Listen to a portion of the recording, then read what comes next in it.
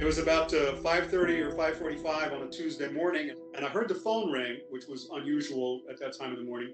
And my wife came in and she said, "It's Fred, my boss and the head of the nuclear assessment program." And all he said was, "Turn on the TV." This amazing picture we're getting from Lower Manhattan, two planes, one hitting each of the Twin Towers at the World Trade Center. I wake up to the news, just to hear what's on the radio, just a typical day, trying to get ready to go to work. And then hearing this news story, it's like, am I hearing what I'm really hearing? We were at Kirtland Air Force Base. They were going to close it and evacuate everybody. It didn't look like we were going to be able to fly out. So we drove the rental car home. We thought we'd spend the night somewhere, but every time we got to a spot where we thought, okay, maybe we'll spend the night, we just wanted to keep going. We just wanted to get home and get to work. A remarkable thing happened that morning, which was the intelligence feeds across the world, and especially the United States, opened up and provided access to information that normally we wouldn't have been on distribution for. But they just, the whole community sort of shifted from a need to know to a need to share attitude. The level of information and cooperation that happened, on that day, everybody knew and felt like the country had been attacked, and the normal kinds of bureaucratic and cultural barriers all dropped, and everybody was just trying to figure out what happened, what's next, what do we need to do to protect ourselves. It was really until much later that I, started to get more and more greater appreciation in terms of the importance and the value of what's been happening at the laboratory, because we were not a response organization. We didn't know any better. We knew the technology, we want to help. We've been trying to develop these type of radar applications for, life science detection for a number of years when this event happened. And so when this event happened, we just started to think, what can we do, right? Just at the very least to offer up a technology that is in the research and development stage, but to be able to support as needed, we offered it. Now you can clearly see that there appears to be a hand waving or some sort of high-speed motion on the other side of that wall about 5 feet away.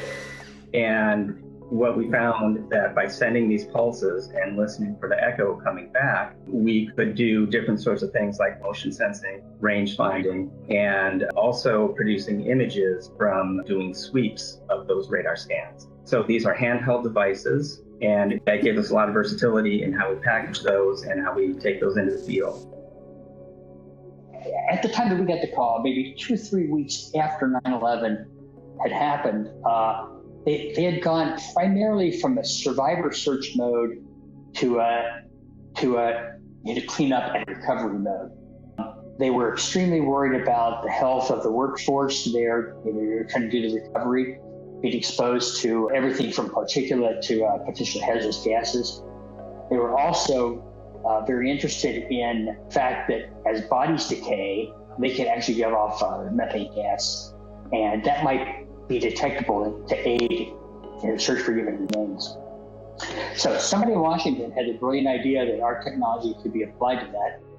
And within a couple of days, we arranged to put a spectrometer on an aircraft. We were at Teterboro Airport and doing flight operations over the over the World Trade Center site, trying to map hazardous gases. And we can map this area while you're working. And if there's something hazardous heading your way, we can warn you. You can take protective measures. For me, the work really began. We were immediately looking at Al-Qaeda. We had already been doing work in bioterrorism and the threat of bioterrorism for years before that. So we had a good idea of what we were looking for. So that went into high gear. I was the only biologist in the cell that I was working in, and we were really providing a lot of the deep technical understanding of the potential of biological terrorism. Now to the home front and those concerns over anthrax in Florida. After one man died from the illness and his co-worker was contaminated, the FBI has taken over the investigation. So it was hard days, but it was very satisfying because we felt like we were really contributing. I was in constant contact with my colleagues back at the lab and colleagues at other laboratories and other organizations throughout the United States, including scientists that were actually doing the analysis of the samples. And I was one of the first people to get some of the results and pass them up the chain of command back in D.C. From our scientist colleagues out in academia. It was long, hard days, but well worth it. I think the lab got noticed as an organization that could be brought forward to help apply the technologies that were being developed to the problems of today, the problems that we haven't thought about yet. That's actually the hardest thing, is to anticipate the technology base that you're going to need to apply to a problem that doesn't exist yet. And that's something that the lab showed at 9/11 that they were good at.